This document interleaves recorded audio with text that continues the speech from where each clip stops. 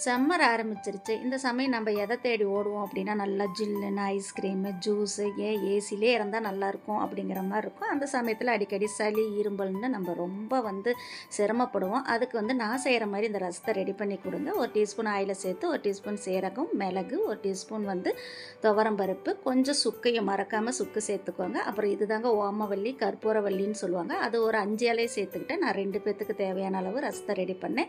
நல்லா அரைச்சு எடுத்ததுக்கப்புறம் அதே கடாயில் எண்ணெய் சேர்த்து கடுகு, வெங்காயம், தக்காளி சேர்த்து நல்லா வதக்குனதுக்கப்புறம் தக்காளி நல்லா கரைஞ்சி வந்துடணும். இல்லைன்னா நீங்கள் அந்த அரைச்சி விழுதுலே போட்டு தக்காளியை கரைச்சி விட்டுக்கலாம்.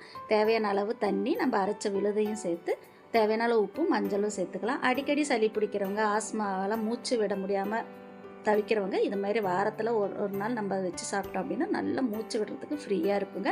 நல்லா கொதி வந்ததுக்கப்புறம் கொத்தமல்லி தழை தூவி எடுத்தோம் அப்படின்னா சுவையான கற்பூரவல்லி ரசம் ரெடி. பிடிச்சிருந்தா லைக் பண்ணி